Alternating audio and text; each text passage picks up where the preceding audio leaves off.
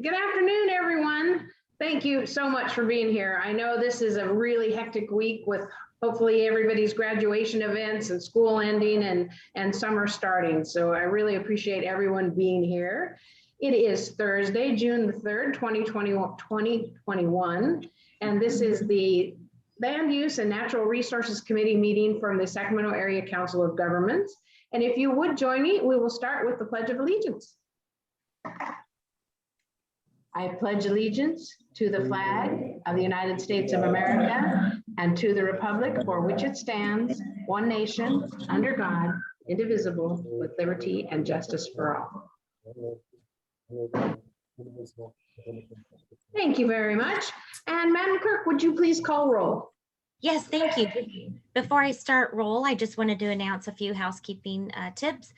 The first is that we appreciate you all being here. Like Chair Gallardo said, today's date is Thursday, June 3rd. The meeting is being recorded and streamed on our website. We would ask that if you are not speaking, if you could please mute your device so we don't have feedback in the background. And then for our committee members, if you'd like to make a comment or ask a question, we ask that you use the raise hand feature here in Zoom so that we can appropriately call on you. I'll go ahead and start with roll. Director Baines. Present.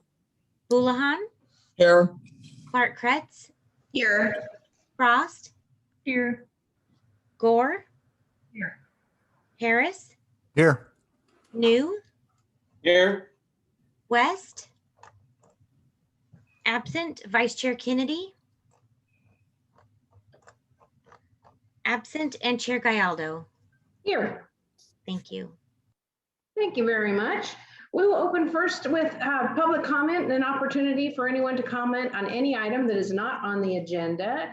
And Madam Clerk, do we have any public comment? There's no public. Perfect. Thank you. Then we're going to move on to our first item, our action item, and that is also yours to run through with the minutes. Thank you.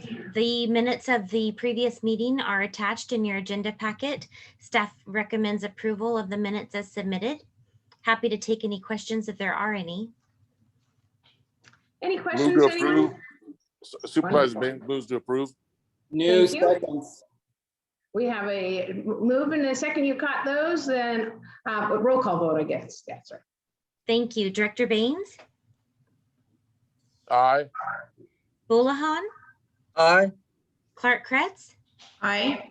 Frost. Aye. Gore. Aye. Harris. Yes. New. Aye. West.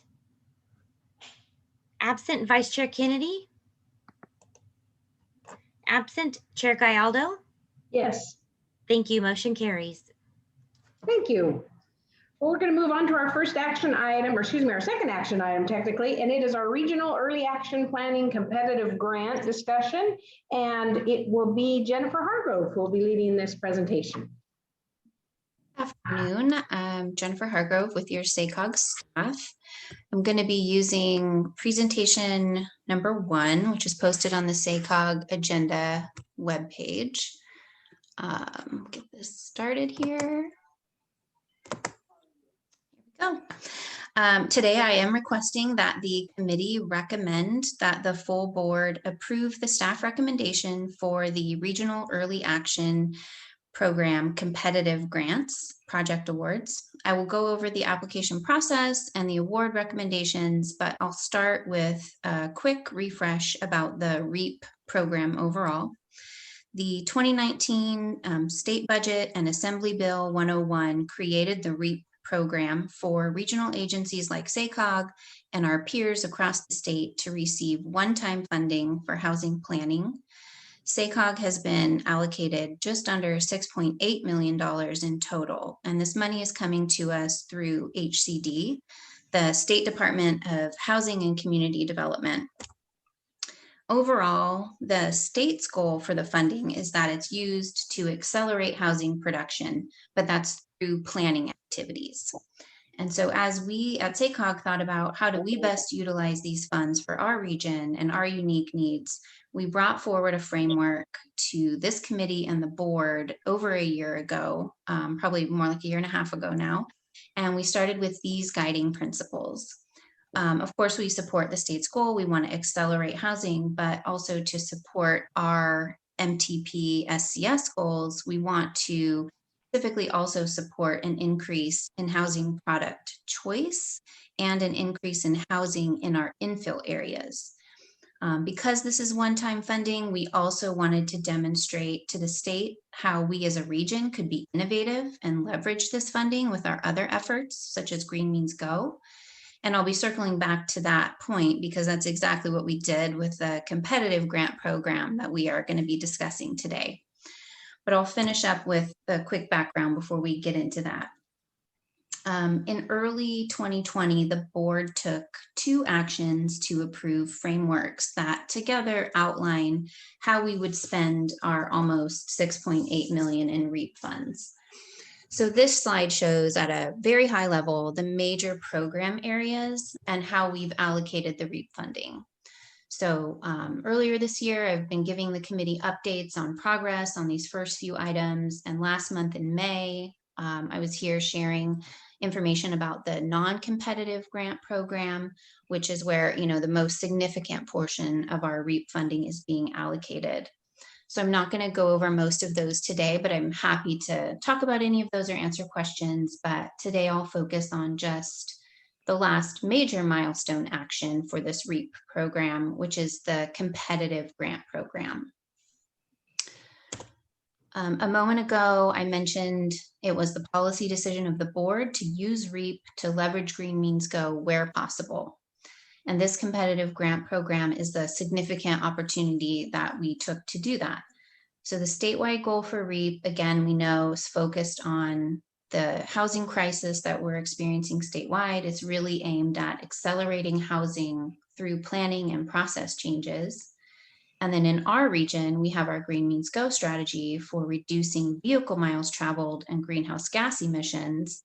And one of the primary components of that strategy is accelerating infill development, including housing. So even though both programs were initially created with maybe different primary goals in mind, they clearly have very significant overlap in what they're trying to achieve and how they're trying to achieve it. Both programs want to accelerate housing. Both programs aim to reduce cost, risk, other barriers for housing. And while Green Means Go is largely hoping to fund actual projects, including, like those water and sewer improvements that we keep talking about that are so necessary, REAP is really able to fund the planning work that can help many of these areas be ready for that Green Means Go funding. So there's definitely a real synergy between the two programs. We think we've captured that and leveraged that well with this competitive grant program. We kicked off the competitive grant program last fall with a board action on the overall framework for the competitive grants. And that included the program goals that you see here. Again, largely just spells out that union between REAP and Green Means Go. So projects must be in green zones. They must accelerate or increase housing. They must support a VMT reduction. The actual application process for local agencies, again, this was a competitive grant program for cities and counties in our region. That process was from mid-January to mid-March. And although it's our first competitive funding round with the REAP dollars and our first focus on green zones, it's not the first funding round at SACOG, obviously.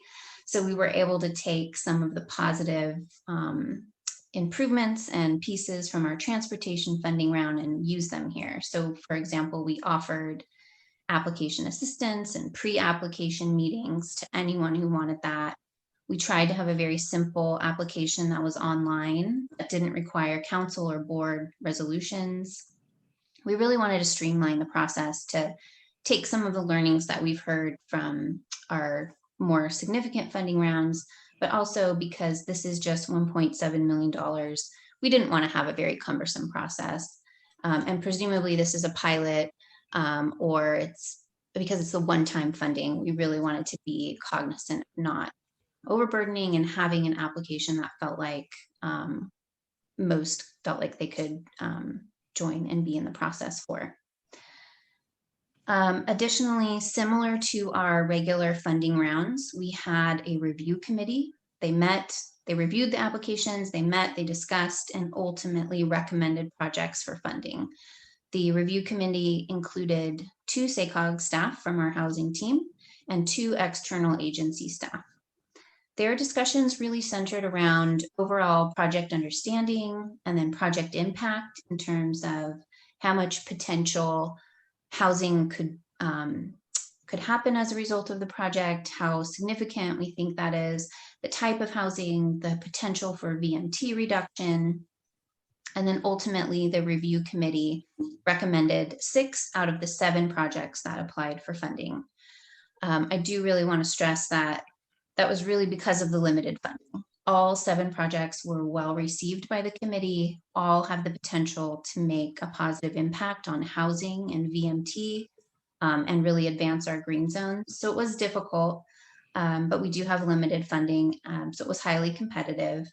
I think all projects, you know, if we had the money, would have been recommended for funding because they all have very positive parts to them.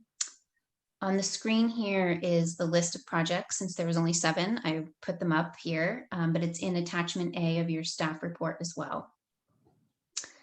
Again, for today, staff is requesting that the committee discuss and consider taking an action on this. That action would be that the committee recommends that the SACOG board approve the staff recommendation for the REAP competitive grant awards and also authorize any necessary MOU for these awards that we need to get the money flowing.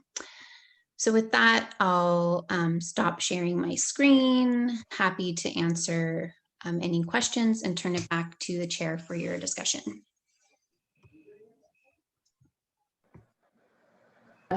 Unmute myself and we'll do that. Any questions from the committee? Not seeing any hands. Oh, I got one. Supervisor Gore. Sorry about that. Thank you. And I was looking at something else, so you might have said it, and I apologize. Why the 2 jurisdictions, Sacramento County didn't get funded and Placer County partially. Did you share what the committee's decision was about that? And I just was distracted. No, that's a good question. I forgot to mention about those partial awards. Woodland and Placer County were both recommended for partial awards. And I think part of the review committee, I mean, the majority of the review committee's discussion on that was we didn't have enough funding to fund all of the projects, of course. The Woodland project and the Placer County project were the most scalable in terms of being able to accept partial award and still keep the project moving, but just either scaling it down or like in Placer County, it's a project that the county is sort of planning to do already. And so I think it's supplementing what they can do. And so scaling the projects a bit was an important component. Some of the other projects, the low dollar amount that they were asking for meant that they weren't really scalable. And then some of the others, just to take them all the way to implementation, wouldn't have been able to be scaled. So that's the reason for the 2 partial awards, trying to get as many funded as we could, but still provide meaningful dollar amount. And then Sacramento County, again, is just the one that as the review committee, I don't want to say it scored or was considered low because they all were very good projects, but we just didn't have enough funding. And so in terms of their project application not being the one awarded funding, there was the review committee, again, lots of positive points, but there were less quantitative outcomes and a little less clarity on the exact scope of the project. So that's the one that wasn't recommended for funding. But I think the committee, just want to stress, they definitely saw the importance of the corridors, the importance of the work that the county wants to do with that project. Thank you. And just a follow-up question. So do we anticipate future REAP funds? Or is this sort of a one-time pot of dollars? I'm going to let James jump in. REAP, as it was set out in 2019, was set to be a one-time funding, but I do believe there's some discussions happening this year in this budget cycle that James knows way more about. And yeah, right now with the budget, with what's going on, who knows where there will be additional dollars. Yeah, Right? that was yesterday's news, and so it's out of date already. Yeah, I do want to emphasize it was really, and we should think of this, I think, as one-time funding. I think the state has clearly continues to signal that they want to do more on housing and housing planning. We continue to make the case for things like Green Means Go. So I don't know, it doesn't look like we're going to get the same kind of program that we got last time in terms of REAP funding in this budget. There will be, I think, other opportunities though. Okay, great. And the good thing is that you showed us the where the dollars went, right? And that every jurisdiction got an amount of money of these dollars, which I think is really important, right? As we're trying to look at how we make sure that we're balancing the needs of communities, trying to support projects that can be really viable, but making sure that every jurisdiction has some assistance with these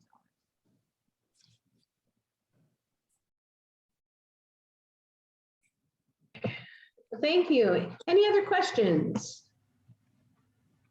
Oh, let's see. Director Boulahan.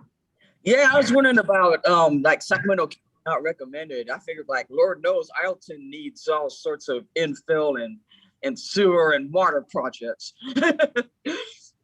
I just like wanted to clarify like why Sacramento County is not being recommended for anything. Yeah, again, I don't really have a maybe by the board meeting, I can collect some more of the notes from the working group to give a little bit more specifics, but largely just the matter of funding, right? More projects asking for funding than we have funding for. And then as Director Gore just sort of pointed out, the bulk of the REAP dollars is not for this $1.7 million competitive program. It was through non-competitive grants and also non-competitive dollars to help with housing elements. And just because of the amount of housing planned for in Sacramento County, they did get quite a bit more dollars through those two other parts of the REAP program than this one. But I don't have a more specific answer than just the way that there had to be a couple, at least one or two projects that weren't going to be funded. And so the Sacramento County one, again, because of just less clarity on the exact project scope and the impact of units that have as compared to the other projects. But again, still a very good project. But thank you for clarifying. Yeah, Director Boulahan, just to emphasize what Jennifer said and Director Gore, every jurisdiction got funding through REAP. And in some ways, what you're seeing is we've separated this. This is the last tranche, right, Jennifer, the last tranche. This was the competitive funds on the top. So every jurisdiction got funded under REAP. We then had a competitive program that 7 applied for and 6 got. So every jurisdiction, Sacramento County, including Ileton, got REAP funding. That's just been acted on earlier, and this is the competitive slice. Oh, okay, yeah, thanks for clarifying. Thank you. I don't see any other additional questions. Did we have any public comment on this item? No public comment. Okay, then I will look for a motion. To the chair, Thank I move to you. approve staff's recommendation. Thank you. I'll second. And was that Director Clark Kretz? Perfect. And Director Clark Kretz for the second. And if you would do a roll call vote, please. Yes, thank you. Director Baines, Aye. Boulahan, Aye. Clark Kretz, Aye. Frost, Aye. Gore, Aye. Harris, Yes. New, Aye. West, absent Vice Chair Kennedy, absent Chair Gallardo, Yes. Thank you. Motion carries. Thank you very much. We're going to move on to our first information item, and Chris Doherty will be reviewing the next generation transit strategy. Good afternoon, Chair and members of the committee. Bear with me for 1 second while I share my screen.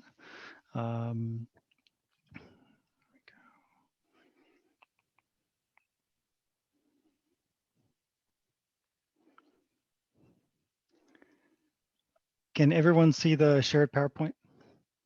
Great, thank you so much. That said, good afternoon, Chair, members of the committee. My name is Chris Doherty. I'm with the Transportation Group here at SACOG.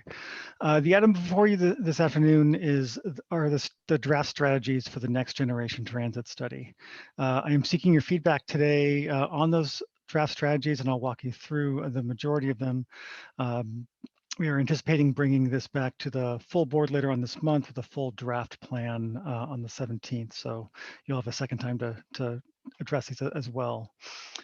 To give you a little bit of background on the project, the Next Generation Transit Project was kicked off last summer. It's a Caltrans funded project, and it aims to articulate a long-term vision for transit in the region. The project was contemplated and originated in a pre-COVID, pre-pandemic environment, but since we've been working on it through the pandemic, we've retooled it a little bit to help our transit agencies emerge from the current pandemic. The strategies in front of you are grouped into two sections, a long-term strategy around 20 years that corresponds with the MTP SCS, and a set of short-term strategies, 1 to 5 years of strategies that we can implement that point us in the direction of the long-term vision.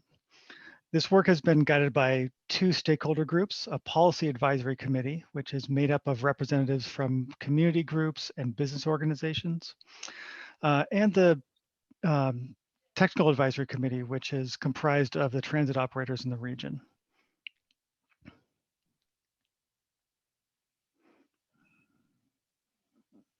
Okay, sorry. As I said, the slide deck in front of you has a series of strategy recommendations from the study. You'll be seeing more on that as we move towards the board meeting on the 17th. Really, this already incorporates a lot of the feedback and from the TAC and the PAC meetings that we had earlier this year. And one of the big goals here is really SACOG and our transit operators, cities and counties and private companies really need to all work together to really deploy the transit vision that we have in front of us.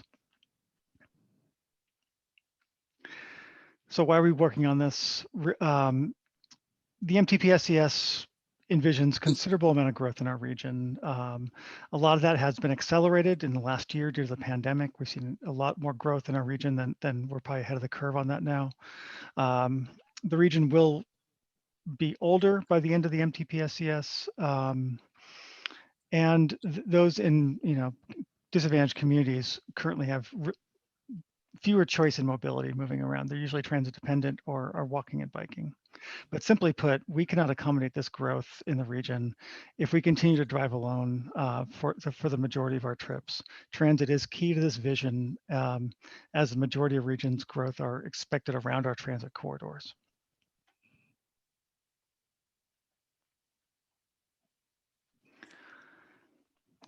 So the vision of the project really is to make transit more attractive and more regional as our trips are more regional throughout our region. We really aim to make transit more competitive with driving to address the mobility disparities of our disadvantaged communities, to be attractive and a viable option, and to leverage new and emerging technologies that are coming.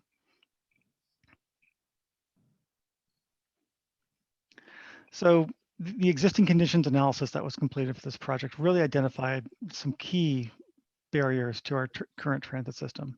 Transit trips are much longer than the comparable vehicle trip. On average, 4 to 6 times longer, whereas in some areas, the average trip is an hour in length. That could be compounded by if you have to cross from different transit operators to another. And thus the second point, our transit system is not meeting the needs of our regional travelers, those moving from county to county. And our existing land uses make the delivery of effective transit very difficult and expensive. Meeting a low density suburban land use pattern that we have in the SACOG region is very difficult to do with the current transit modes that we have at our disposal. So we're looking at ways to better address those.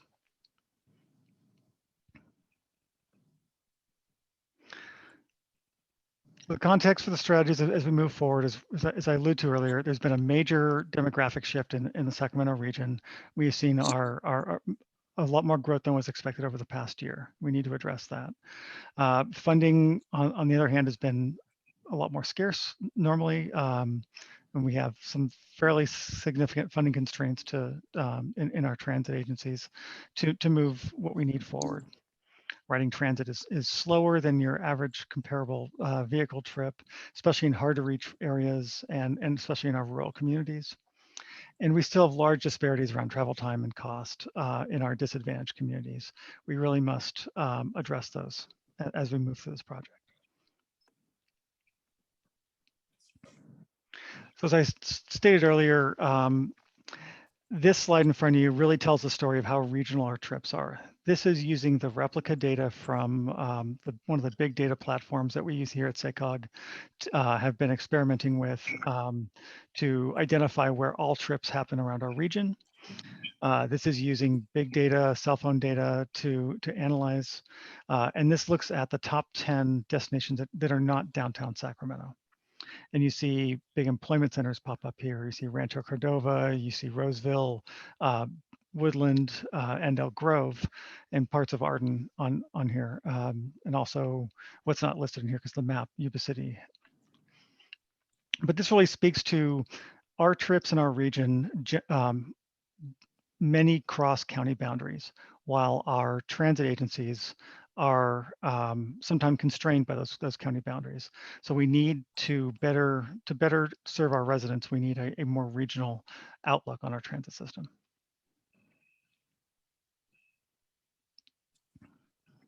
So we've categorized the strategies into 4 primary buckets: seamless user experience, planning and funding, and transit delivery and design, and the cross-cutting of reducing mobility disparities.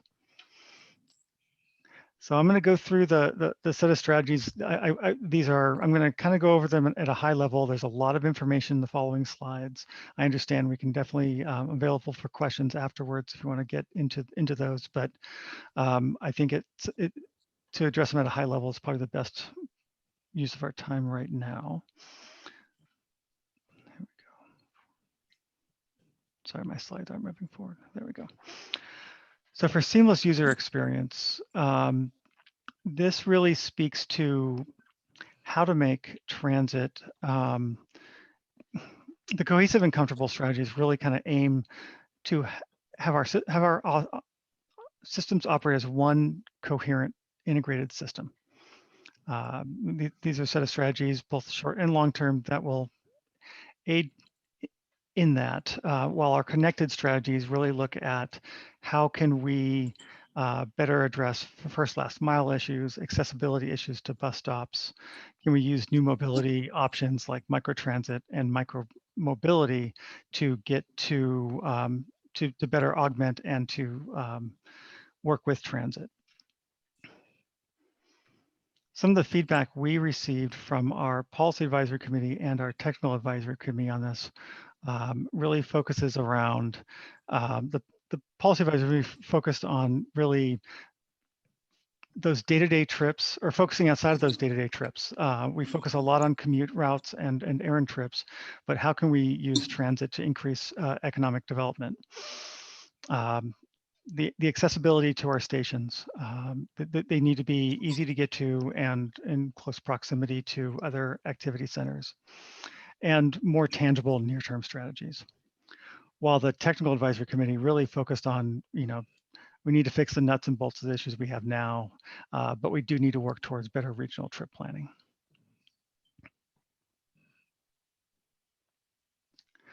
On the planning and funding side, these strategies focus on several kind of back office functions of our transit operators to streamline some of their planning activities, such as the short range transit plans, so that we can better, if we get those plans, they're done generally out of sync with each other over our multiple operators. If we can better sync them so that we can have a better regional view of how our agencies are playing together, that will better align for funding opportunities in the future. And also how to be responsive to our region as we emerge from the current pandemic, but also into the future. Do our current fixed routes meet the needs of residents? Are we losing commuters due to increased people, working from home? We need to be able to have the data and the understanding and the planning activities to better address these moving forward. The feedback we heard from both the PAC and the TAC on this were to, make it easy for regional trips. And they really like the idea of the streamlining on the planning activities for the Policy Advisory Committee. On the Technical Advisory Committee, they also like the idea of streamlining the reporting and planning activities, especially if there's funding attached to it from SACOG. And really, they're very anxious around the reopening, post-COVID reopening plans around commute patterns and how to best address that. So, and on the transit delivery and design, this is really where we kind of focus on how are we delivering transit? Are we targeting the right lines, the high quality transit corridors? Are we focusing on where there's ridership and focusing on other more flexible modes to access lower density areas that might feed into those routes? As I talked about earlier, speed is really key. How do we speed up transit? Small changes in the speed of transit usually equate to, say, a 25% increase in speed equals to 25% additional service for that area at no additional cost. So speed is really important when we talk about transit. And in a large area, for most of our operators, they do not control the roads that they operate on. So getting those speed benefits are a major challenge for our transit operators. And that's a good role for SACOG to work with our local jurisdictions on how to make those improvements. And lastly, flexible. How do we look to be more flexible with the service models that we are deploying transit? We've had the emergence in our region of microtransit. This is the West Sacramento Via or RT Smart Ride. These on-demand services have proven really useful. They've seen much smaller ridership declines than standard fixed route transit in our region. So they are attractive people and they're using them. And so we want to look to see how can we use them and pilot them in other areas to see if to increase their scale. Oops. And the feedback again from the Policy Advisory Committee and the Technical Advisory Committee, the PAC was very supportive of speeding up buses from the rider perspective, that they think they would gain ridership that way. And really, how do we identify those post-COVID travel patterns was really, I think, a cross-cutting conversation throughout this entire stakeholder group. Same with at the Technical Advisory Committee, looking for additional funding opportunities as we emerge, but really focusing on those low-hanging fruit and of easily solved solutions that have big benefits, and then help with the local jurisdictions when it comes to speeding up transit. Oops, sorry, I jumped ahead. And the last bucket is reducing mobility disparities. Really, this inclusive set of strategies really focuses on elevating the voices of our disadvantaged travelers that generally are not heard through a lot of the planning activities that affect their neighborhoods. So how do we get into those neighborhoods to find out what a better way to communicate with those groups are? And then equitable is really about increasing travel choice, reducing travel time, and that transportation cost burden to disadvantaged communities. And from the policy advisory, we heard, excuse me, really better regional engagement on equity is going to be key and is going to be really important as we move forward. Because there is, again, a lack of redundancy for those travelers who only have transit options and don't have other mobility options. While the Technical Advisory Committee was concerned about the definition of disadvantaged communities because different programs have different definitions for that, and generally they're tied to funding, and I can understand where they have some concerns around that. And lastly, one of the areas that we are focusing on for the Next Generation Transit Study is how do we address mobility disparities in our rural communities? So we're working through a lot of these to really address, basically on the understanding that rural communities have very different needs than our suburban and rural communities. And what are the transit service modes that we have in our toolkit that can better serve these areas? What can we pilot and learn from and try? And that's a role that SACOG has to help with those. So that is a large focus of this plan as well. So that concludes my presentation, and I'm available for any questions and feedback that you have. Thank you. Thank you very much. Do we have any questions from the committee? I'm not seeing any hands. I will tell you, jumping on my soapbox because it's my background, the big glaring thing that's missing in the conversation for me is the yellow school bus. The school bus is the largest public transit system in the US. And in California, it's embarrassing that we have the lowest percentage of riders of any state in the US.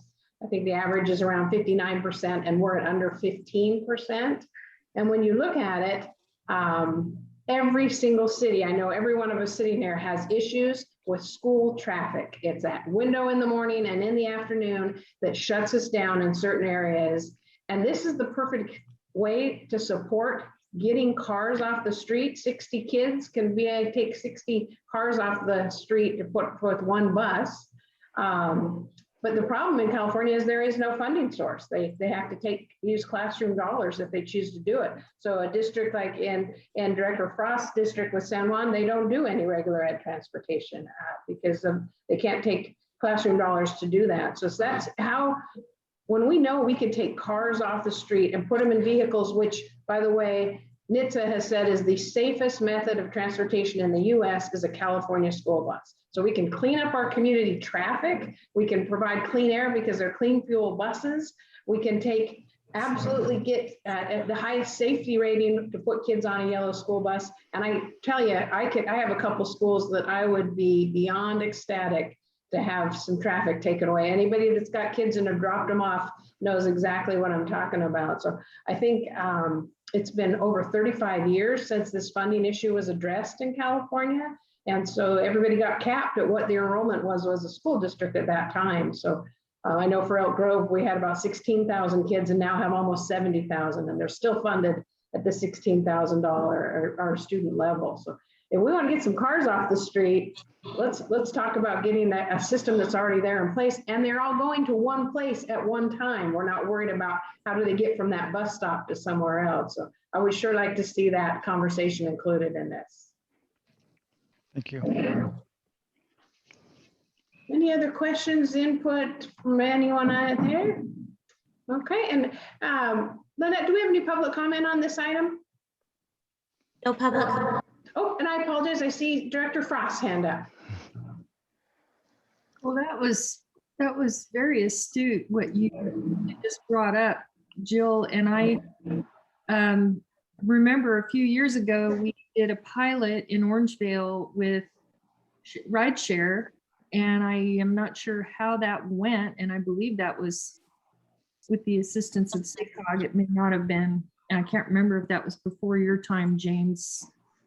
Are we still doing rideshare with the school districts? I can chip in a little bit to tell you just the challenge on this is by law. The phone app. It was a phone app. Yeah, a parent could choose to put their kids on a public transportation route. Yeah, Sac City does it a lot. Their kids will jump on those general public routes, but you can't have a specific school service route. That has to be in a yellow bus because you know how it is on a transit bus, you can actually stand. At a school bus now, you have to have seat belts and the high seat backs and the safety standards. So a school district can't make arrangements with an RT type service.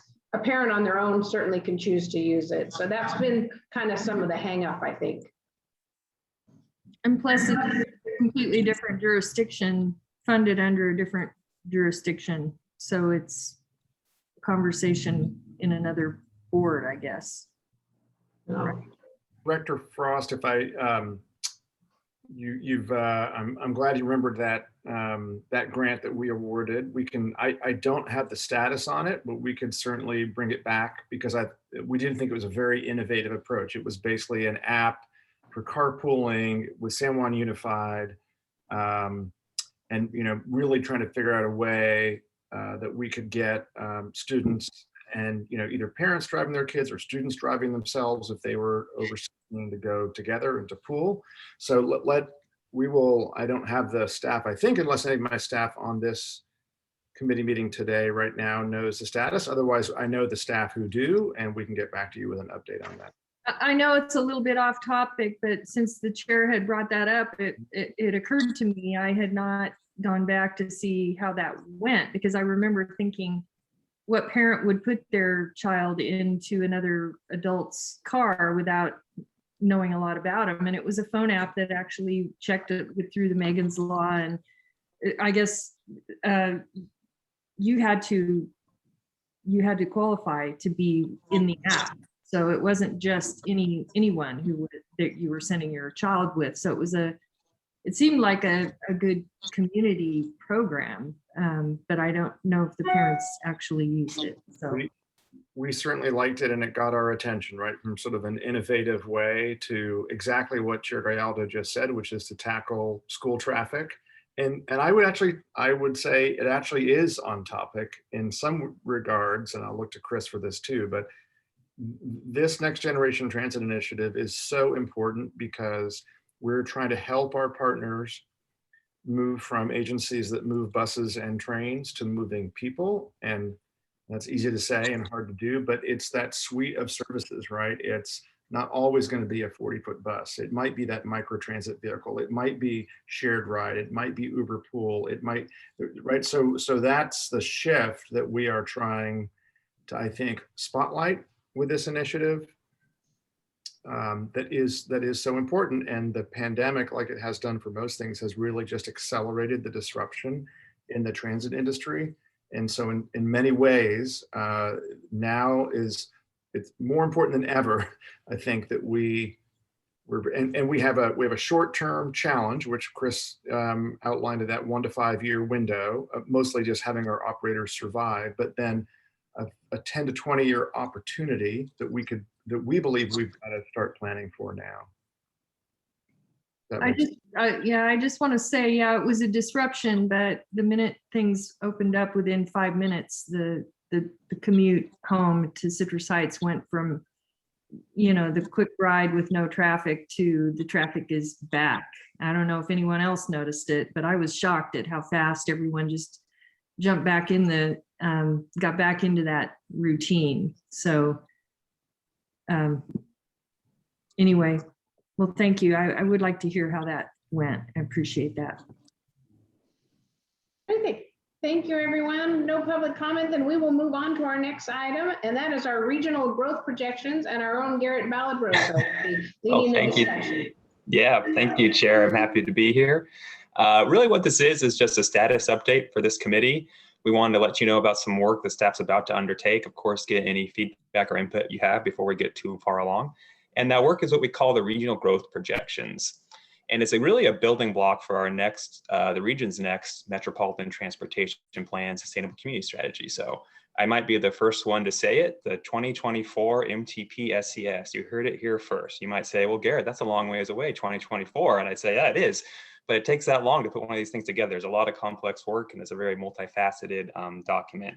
And so we're just gonna be laser focused on one aspect of that. You'll be hearing much, much more over the next months and years from Benu Abraham and her team about the full MTP SCS. But we're talking about today is the growth projections. And what we do in this task is we do our best effort to think about our estimate of population and employment and housing long into the future. So 20 or 25 years plus. And that really is a building block of the other work we do around policy and transportation investments for that plan. But we need to have a sense of what we think the region is going to look like at large down the line. And so we do these every 4 years for every plan update. And what we've tended to do in the past is kind of do a 2-cycle approach, where one cycle we'll really roll up our sleeves.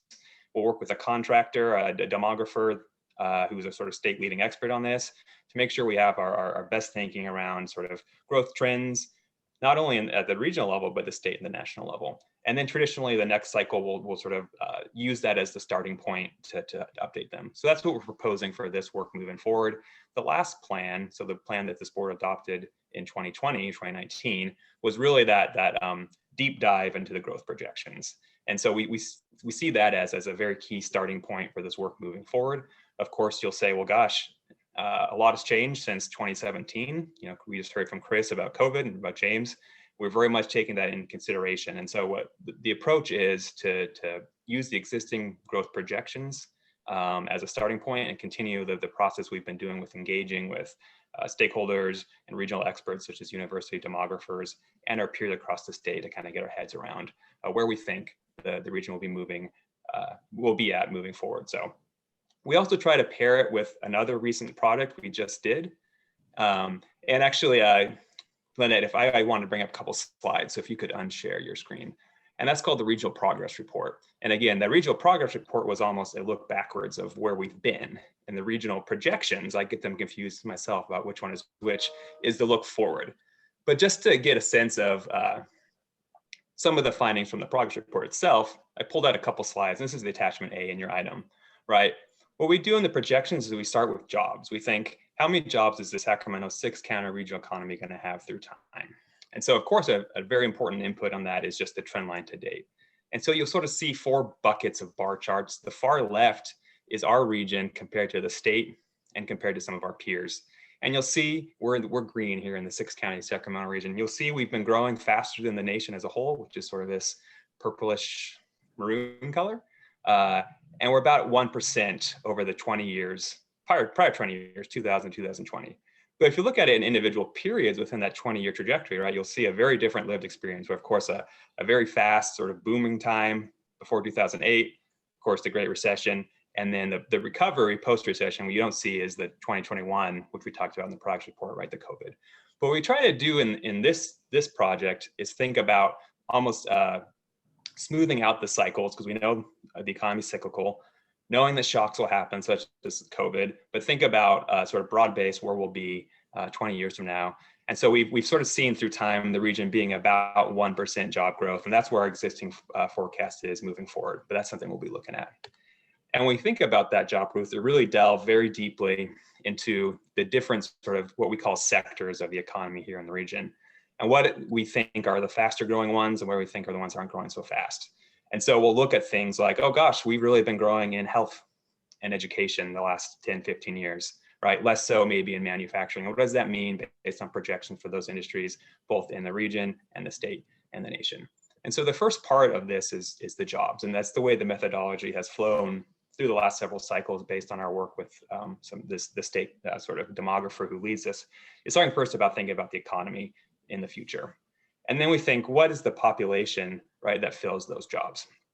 This also comes from the progress report, also looking at the past 20 years. Now we're in Sacramento, we're the sort of pinkish maroonish line. And as we talked about earlier in the year about the progress report, we in the Sacramento region are the fastest growing region in the state of California. But what you've seen is that population growth has slowed through time. So early on in the 2000s, right, all regions, not only ours, had a higher population growth rate, but that's all slowing down through time. So we're also now hovering about a 1% population growth rate. And so we think that might be a good starting point when we're looking into the future. We talked about in the progress report how the region continues to grow in diversity. And so moving forward too, that's gonna be an important piece of information to bring forward into the progress report. In the past, we've tended to just have a top level number at the end, but I think in this cycle, we want to have more detail about different race and ethnicity groups in that projection. So that's the population element. And then finally, the housing that needs to be built to serve that population. And again, what we talked about earlier in the year, the region, not as the same as all the other regions of the state, struggles to build the housing that we need to fit the population growth that we're projecting.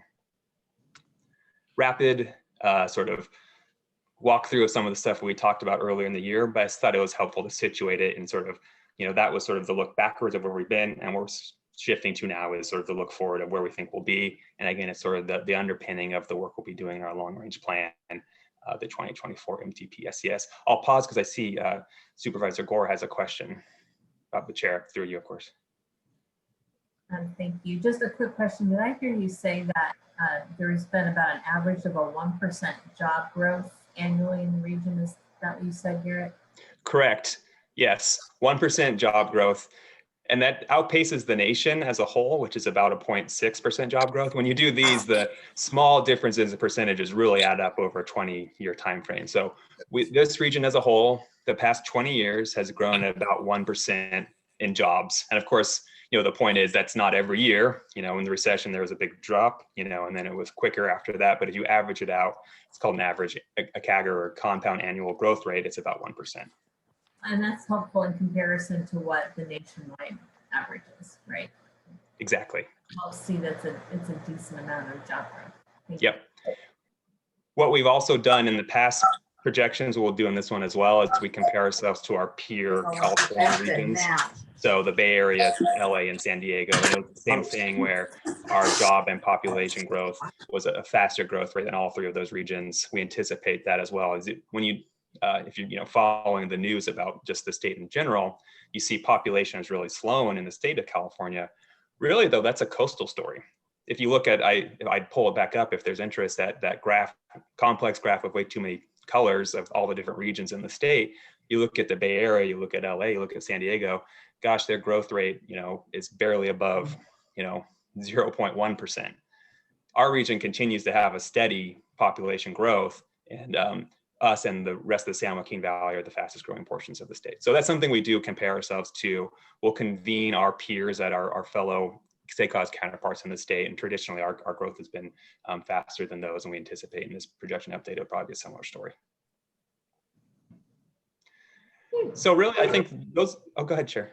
Oh, no, I'm sorry. I just thought you were finishing up. So go ahead. Yeah, that's exactly. I mean, we just want to give you an update. What we'll be doing next is actually tomorrow we'll be reaching out to, it's called the Regional Researchers Roundtable. So a lot of great thoughts within this region from organizations such as Valley Vision or GSAC, and our universities such as UC Davis, University of the Pacific. We're going to present to them our approach, which again is starting with our existing projections and then kind of using that as the foundation, and then thinking about the last couple of years and what tweaks we need to do. We'll convene our counterparts across the state, and then we'll have an expert panel. So what we aim to do is have a projections for this committee, because this would be the acting committee in the fall, and then the full board would act on those projections by the end of the year. And then that becomes sort of that, we sort of need that timeline, hopefully, to be moving forward on the MTP. So just wanted to call attention to that. And if anything seems off, if our framing seems, out of sync, we just love to hear that feedback now before we get too far into it. So that's it, Chair, back to you. Great. Thank you very much. It feels a little bit like Groundhog Day when you started that conversation again. So didn't we just finish?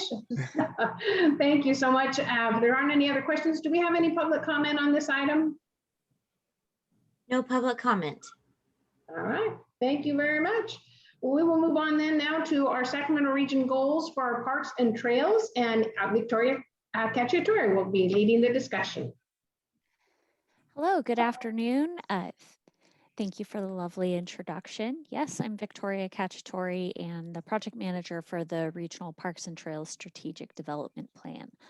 I wanted to provide a moment to sort of check in on where we are with the plan progress, and also provide an opportunity for input for you on the discussion targets that we have drafted in support of the larger goals of this plan. And if I may, I would like to share my screen with the presentation. All right, let me pull that up really quickly.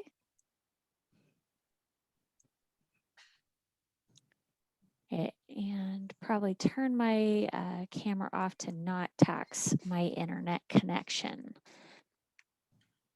So you may recall we had just wrapped up our public engagement survey at around our last meeting. We had wrapped it up on May 3rd or May 4th. And so we were still going through all the results and seeing how that aligned with the work that we've already done, reviewing local plans, talking with your city and county staff, and also invested community partners, community-based organizations, to see what was important about trail connections and what people would like to see. How does it align with the way that you envision your counties and your cities looking in 5 years, 10 years, and so on? So with the survey being the most recent part and what we used to inform this last step before we were bringing performance targets to you for comment, I wanted to take a moment to let you know about the over 6,000 people that we heard from throughout the region. So 6,577 respondents, and this is the breakdown by county of everyone who dropped one of those pins on a map that says, this is around and about where I live.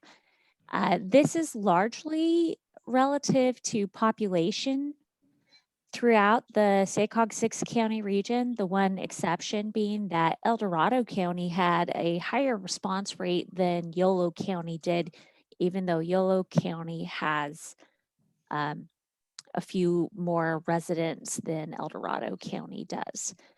Other than that, within the cities that were home to people who responded to the survey, we had the most respondents from City of Sacramento, followed by Roseville, then Davis, Folsom, Elk Grove, and West Sac. We had responses from every city, every town, every unincorporated county within the region, and higher respondents from some areas than others. Also worth noting, not everybody did place a pin on the map. All of the questions from the survey were optional, so we provide you the information that we have responses for. But for example, if under 4,000 people elected to share their income. So we have an incomplete picture of what the income distribution was.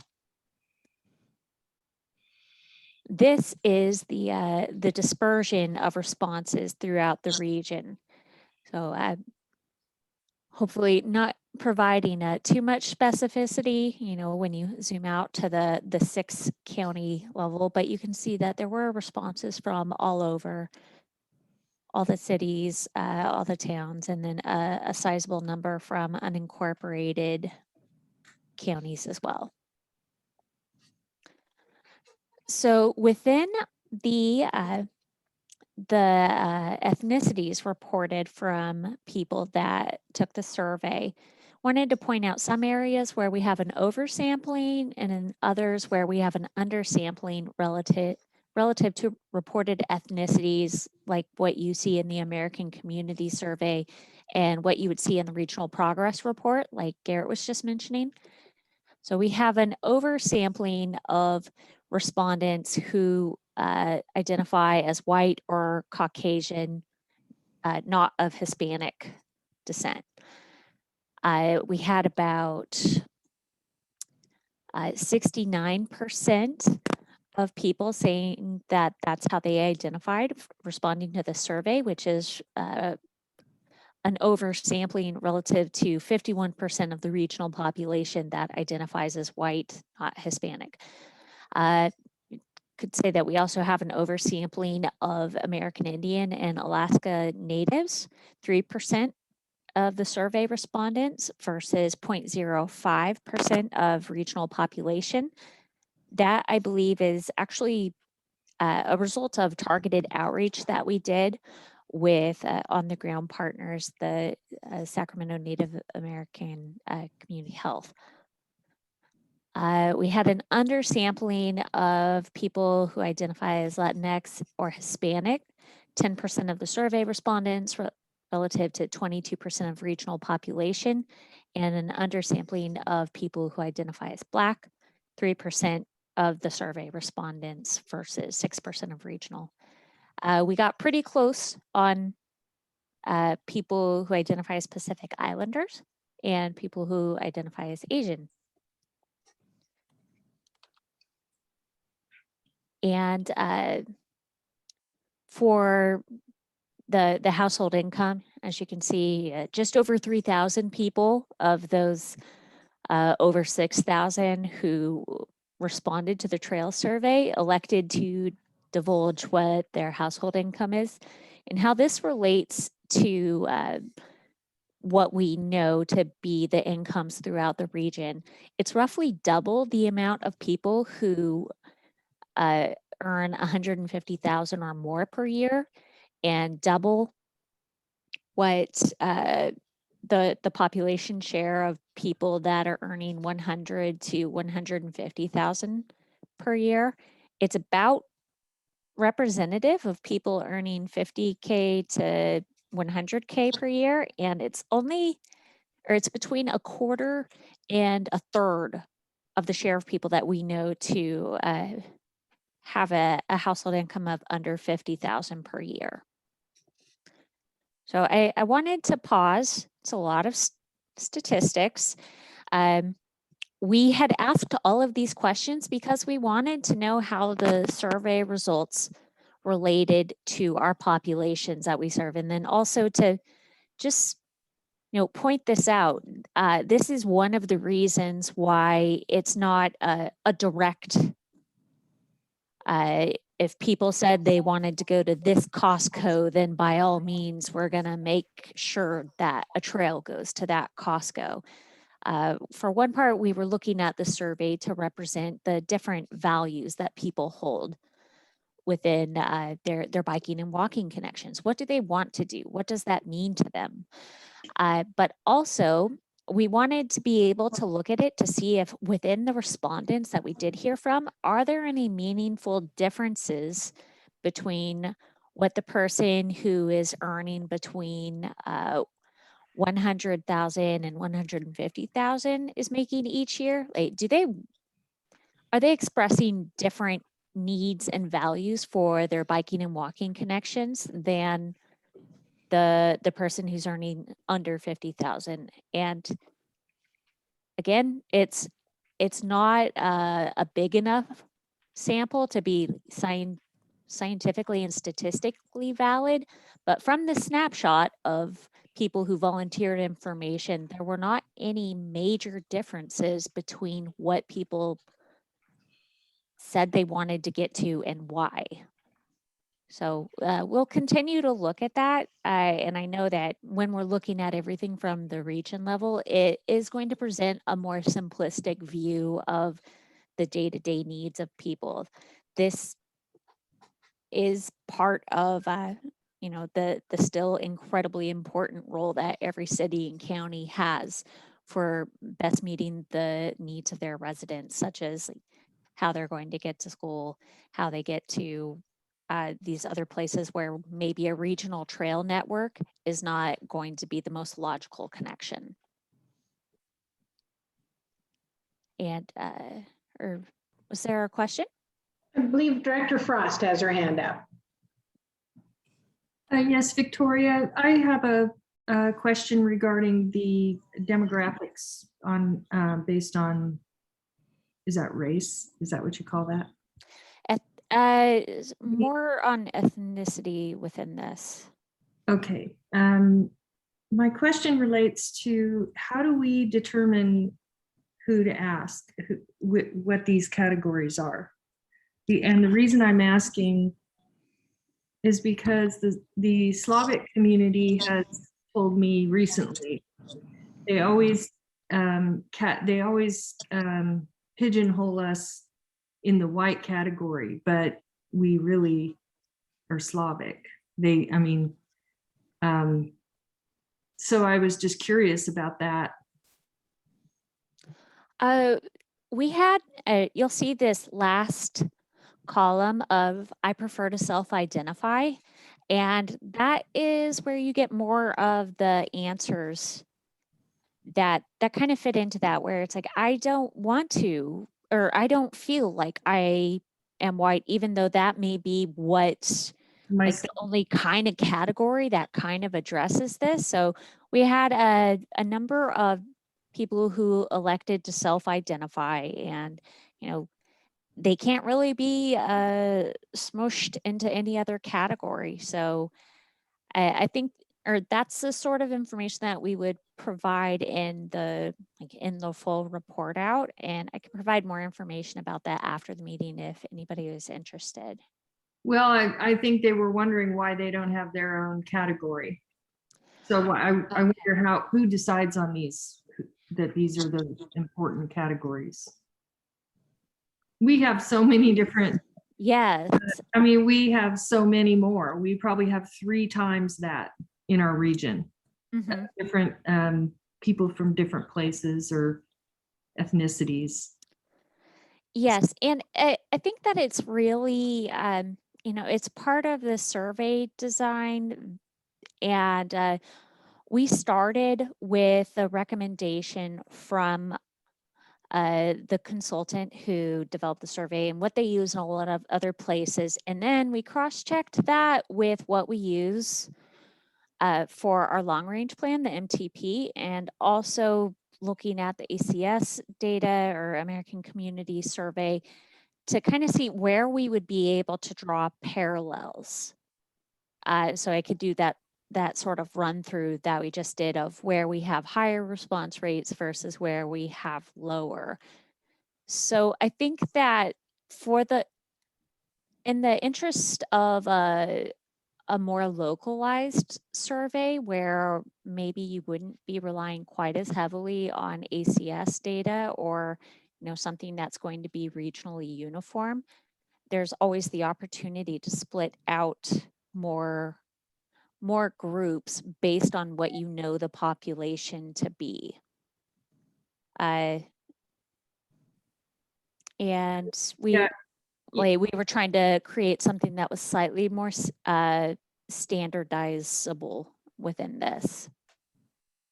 Director Frost, maybe what we could do is just to come back to either this committee or the full board with race, ethnicity, national origin, kind of state of the practice kinds of, these are categories that certainly I have seen more recently, but happy to give you a fuller download on demographics.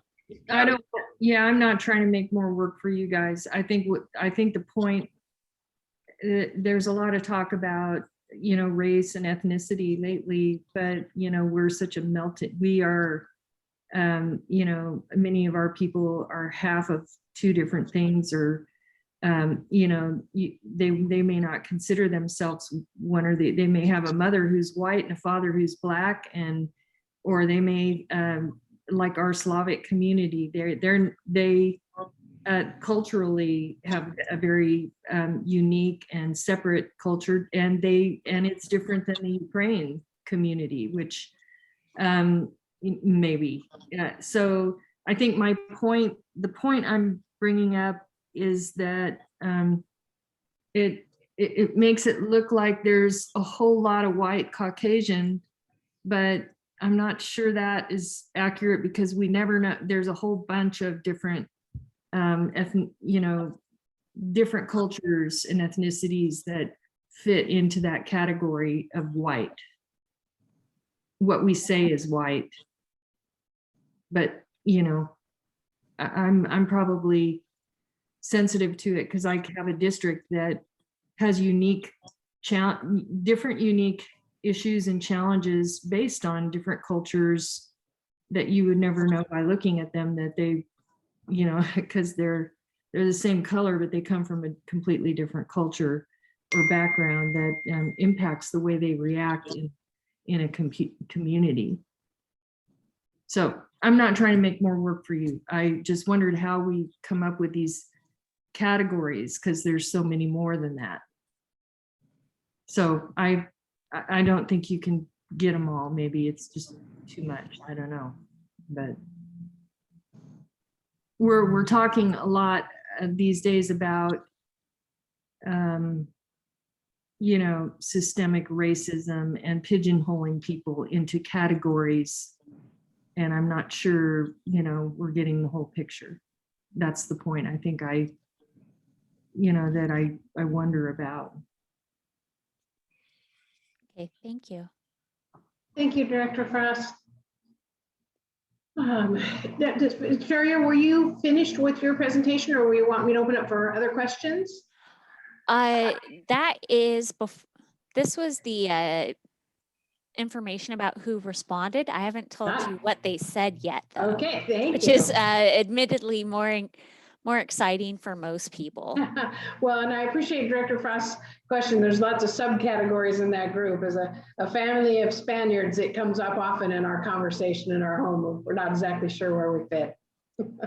Yes, makes a lot of sense. Right. So where did people say that they wanted to go? What's important to them? And one of the ways that we started off this conversation was asking people to think about what their favorite trail is. We were trying to not direct people towards a specific idea of what is a trail, what is not a trail.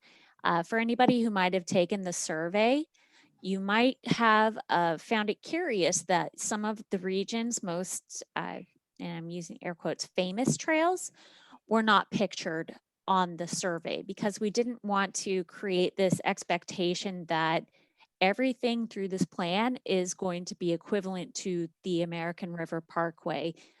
Not everything in this plan is going to be a paved trail. There are certain areas where if you go in and pave that trail, it is going to decrease the user experience of it, because it's, you know, used for mountain biking, for one example.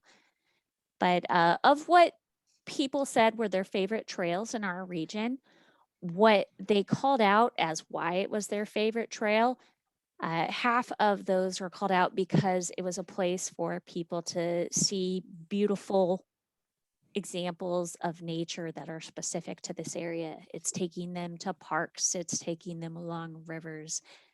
A lot of mentions of bird watching. I didn't even realize we had that strong of a bird watching contingent in the region, but they are out there.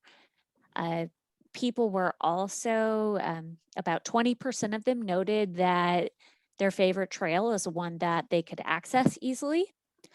And a lot of people called out, this is my favorite because it's great that I can be here without worrying about people driving cars really fast around me. One of the areas that I view as an opportunity for us to strengthen our regional performance is that less than 10% of those favorite trails, even if they're beautiful, even if they're by your house, less than 10% of them could be used for practical connections, or like those being the reasons of why people said it was their favorite.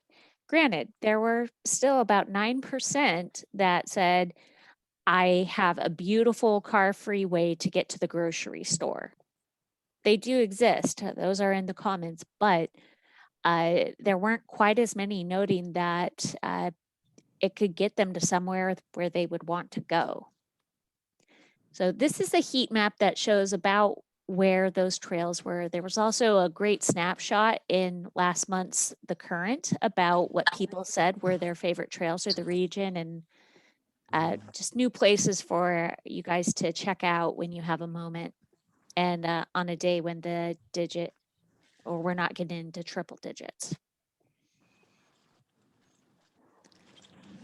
So to get people thinking about where they would want to be able to connect to by biking or walking, we asked a very broad-based question where people could choose more than one destination of where they want to go. And so you'll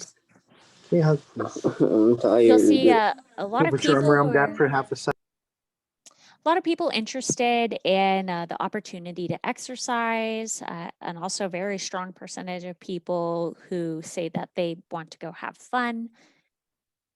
Moderately strong response for work and errands, and then diminishing for other purposes such as walking, biking to school or to other destinations. So as you can see, people want to go a lot of different places, and they also say they want to bike or walk there. This is the snapshot throughout the region with, you know, practically all of the areas covered. But like I said, this is not a literal exercise of if people say they want to get to the Costco, it's like, well, why do you want to get to the Costco by bike? I'm like, well, I just really like getting the hot dogs. One of my friends would do that. He would bike to the Costco in the next town over just to get a hot dog. I never understood it. But like those are the types of things that you only find out when you ask, why do you want to go here? So when we looked at the why, again, people could note a couple of different responses. That's where you see fun kind of surge forward. And now you're possibly thinking, well, how on earth do you get a trail plan that is only going to be for fun and exercise funded? And that is a really great question. And that's why we started looking closer at these responses of what can we do with both fun and exercise. And what we saw is that exercise is occasionally the sole purpose for someone wanting to go somewhere, but usually it's linked to something else, some other kind of trip purpose. So people view this as a way to exercise while they're shopping or exercise while they're running other errands, exercise while having fun. And so there we are back to the, what do we do with a trail network that is focused around fun? So start looking at that a little bit closer. And fun is a way that people almost use as shorthand to talk about the different parts that make their community. So they're looking to get to their downtowns to go spend money and go have a good time with either their family or their friends. They are looking for places where there are a lot of different activities centered in one area. So you could go to the grocery store, you could also go to a concert there, other events. And they're looking for social places to gather with their friends. The last, how are we at 16 months now of not being able to freely socialize with people, although the vaccination statuses are going up. People very much value the opportunity to go out and socialize with their friends. And that was a lot of what we were seeing when people are putting together this idea that you can put fun and transportation in the same sentence and without saying not fun in there. So another thing we saw throughout all of the comments was, more of what we hear throughout all different parts of the region, places that people want to go, but they do not feel okay traveling around that many cars and trucks. They would like to have dedicated paths to travel where they do not have to worry about taking their smaller kids on there, or even just having that level of comfort for themselves. Not everybody feels okay biking or walking along busy roadways. Now, I know that this is not going to be feasible in all areas, but if there are these connections that we can make that can embody these values, then that is going to be the ticket for creating a regional trail network that adds value to the region and serves a role for our residents. So we have the handout, attachment B, that was shared with you earlier this week. And it came up with some slight tilts on what we've been considering as the world of possibilities of different outcomes that could support the 6 goals that we have been discussing for the last several months. These are the goals that rose to the top from reviewing all of your local plans and from talking with city and county staff and community organizations. So I'd like to pivot to ask for your input on these targets that we've drafted that, acknowledge that people are looking for these connections to the different community places that they have. And let me look at one example and call that out, because I think that this one is something that we've talked about a lot throughout this plan. You'll remember that from last summer when we first did the analysis on who has access to these connecting trails. We found that people in lower income households were 30% less likely to have access to a connecting trail than people in higher income households. So one of the targets that we had drafted was to create equitable trail access across households regardless of income level or race. So eliminating that 30% gap.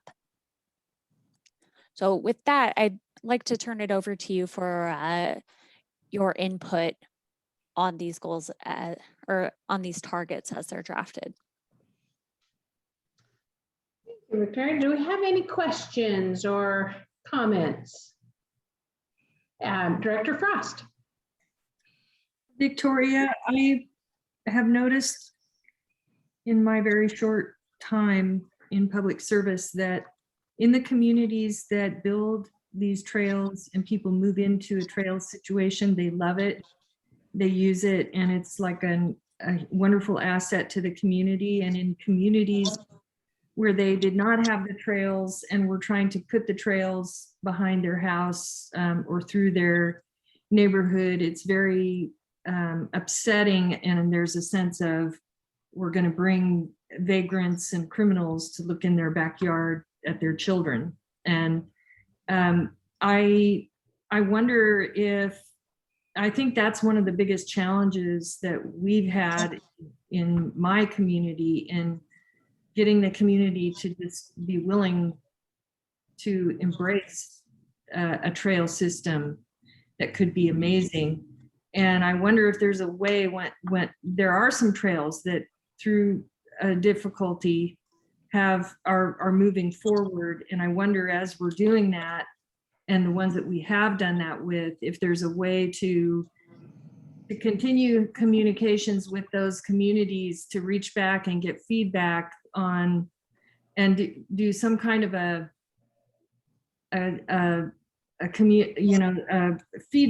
give some feedback to the community on, well, everyone was nervous about this. This is how it's going. These are the real problems. This is what we've done, to work with that. And,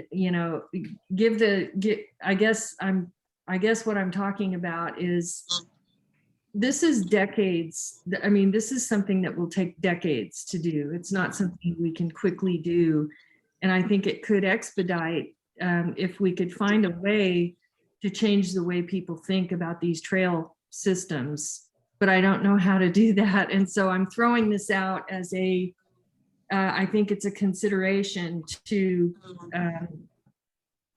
so that all the trail systems aren't necessarily in a public, under a big wire, because that's the only public space we have, or in the middle of a street, because that's the only connections in the street. That there might be opportunities that open up if people had experienced what we experienced, say, in Folsom. The whole world comes out and walks and rides in Folsom every weekend, every day, and they love it. That's why they move there. So, but in Citrus Heights, getting one of those trails in is pulling teeth. So I just wanted to bring that up, just throw it out as a consideration, because I bet some of those trails that did go in, it ended better than people thought. Yes, and that is what you do see in most instances. I'm struggling to think of anywhere people hated the trail once they put it in, but I don't want to say definitively that it's never happened because, you know, that's just not a wise thing to do if you don't know for sure. And I also know that Citrus Heights staff specifically has done a lot of engagement with residents to see how they can do that. I think that we can keep looking at different practices from other areas as people look to expand trail networks. One of the things that we are trying to do with this plan is to create more trail champions, more people who are excited about it to kind of balance out slash become the people that show up at city council meetings and provide that perspective of all the great things that a trail can offer to this, how it, how it supports business in other areas, how it decreases health costs, how it's giving back to the community in even greater ways than people thought it was going to when they were first talking about it. So I always have an eye to whatever we can do to make trail implementation easier for agencies, but we haven't yet found one silver bullet. And I will continue to look for a smaller array of lesser metal. But thank you for the concern, for not the concern, but for the comment and reminder of what our implementation challenges are. Thank you very much for the presentation. I don't see any other questions. Did we have any public comment on this item, Lynette? No public comment. All right. Well, thank you all. Oh, my apologies. I see Director Gore's hand up. Just quickly, Victoria, so you asked for feedback on these, and they're all like great goals, right? Like, yeah, right. And then the challenge is, how do you get there? To Supervisor Frost's point, right? People don't want them in their backyards unless they buy into a community with them already in their backyards, and it's a huge amenity. Or you're able to get a developer to build them as a part of a project, and it works. So it's and we see projects like in Yuba City, and then in the area where Rick Jennings lives, right? There's some great new trail ideas that they have, but it's a hard lift to get there. So, I'm sharing, I think they're great goals. It's going to take a lot of work. So make progress on these. Thank you, Director Gore. Chair Gallardo, maybe I'll share what I shared this morning in a similar discussion with the Transportation Committee. It was Director Saylor who asked, well, I had noted that in Congress last week, they're beginning to mark up the major massive transportation bill, not the big infrastructure bill, but every kind of 6-year transportation bill. And a bipartisan amendment came forward to add $1 billion in for a program that would fund trail networks and sort of pilot projects around the country. And as I said this morning, I want us to be either first in line or in the first 5 in line for that, right? And that's part of what we're trying to do here. I see this more and more opportunities, funding, support, not just state and federal, but private sector, our healthcare companies, right? There's so many benefits, and I think an interest in this. We have money in the budget for next year. It's not going to solve everything, but to actually do some, when we've done the plan and built the regional network, to actually help visualize it, help market it, do some advocacy around it, do some case making. I'm just giving you sort of examples, right? Because it's not unlike the housing topic, where I think maybe initially people think, I don't want a trail in my backyard, but I think with some persuasive, case studies and examples and testimonials and all the rest of it, again, so we have an opportunity there, and we have a real opportunity, I think, in 2022 I've talked to many of you about this, to really market this and really make it pop in a way that I hope will bring resources to the region. Thank you very much. Our next item on our agenda is our committee members' reports. If anyone has anything they wanted to share that something new and exciting in your community, I'm looking, I see Director Gore. Thank you. Appreciate that. Just a couple things. One, really glad that Placer County was able to finish our housing element. We got it approved a week and a half ago. Hooray. So that's good news. But in regards to that, what's been very interesting with Placer County in the last probably couple of weeks, I have seen more email traffic about people concerned about multifamily housing and high density housing. Like I've never seen it before. We're seeing it in West Roseville and in Lincoln. And these are areas that were already zoned. They were already zoned for multifamily housing and a little bit higher density housing. And people think that if you have an apartment complex, you're gonna get Section 8 housing. And it's like, I don't know what they're thinking, right? Like, I don't know how many of us actually lived in an apartment when we got out of school, but we've all lived in an apartment, and everyone who lives in an apartment is not a deadbeat. But it is just, I'm sharing this because as you are sharing as you're doing these housing elements and looking to find areas just to address the housing needs that we have, boy, I have never seen so many people be so upset about multifamily housing projects. So I think it's one of those, like, how do we continue to tell the story of the value of having a diverse inventory of housing? But I'm sure you will all experience it, more of it, but I thought I would just share that because I had not seen this ever before.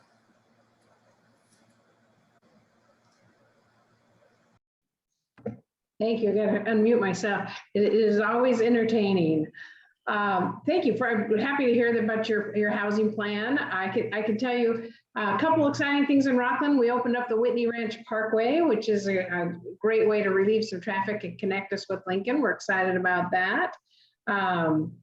We have had a lot of discussions lately also about ADUs in our housing element. We have a builder that in particular is building homes with what was really a separate office space that we've been working with them to make sure that they can build it as an ADU technically. And that was one of the issues on our housing plan, that we put in a number for ADUs.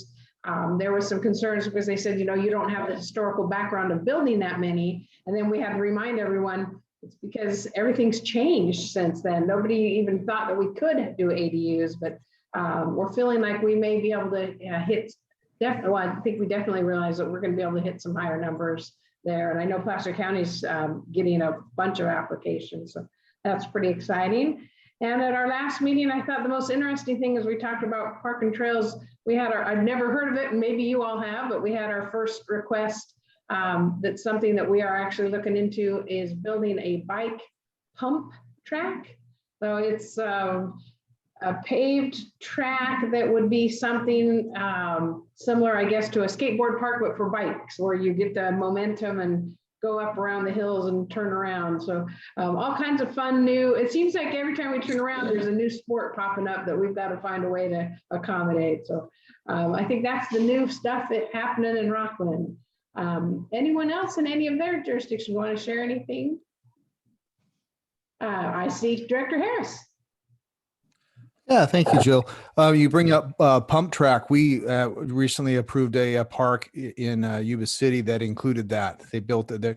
We have a big, apparently a big biking community, more than I thought, up here in Yuba City. We're also going to extend an existing trail that we've reclaimed some railroad right away out west of town, link it up. So we're going to out here, it happens to be around an area where I live, but you're connecting a residential area right to our Walmart supercenter, if you will.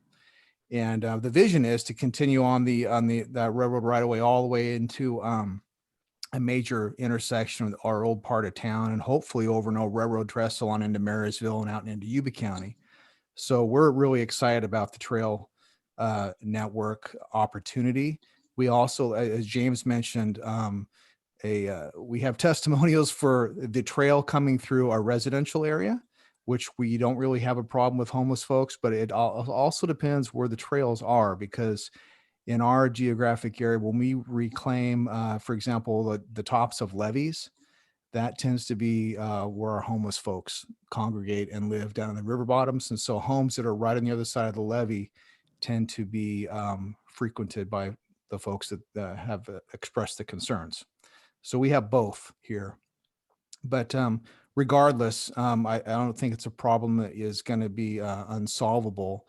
And we are really remain really excited about the opportunity to get some to participate in the regional trail network. It's going to be a really good thing. So thank you. Thank you, Director Harris. Director Houlihan. Yeah, we passed our housing element, and I think we had a public hearing about it. So like folks in the community could review it for public comment. And then we had some kids that wrote a letter to the council wanting to have a skate park, which I was glad that kids are getting involved. So that was my report. Wonderful. Thank you very much. Well, I appreciate everyone having an opportunity to contribute a little bit about what we're doing out there. Our last item is the receive and file. And so Jennifer, did anything you wanted to contribute on the blueprint implementation? Nope. Nope. Just there for you guys to receive and file away. Receive and file. We have received and filed. Thank you, everybody, for being here this afternoon. We remember July is break time, and so our next time we get together will be August the 5th, which sounds crazy that we're talking as we're starting summer, and then next we talk to you, we'll say, well, we're ending summer and school's about to start again. So thank you all for everything. Hope you have a great break next month, and I look forward to seeing you all in August. We are adjourned. Thank you. Bye.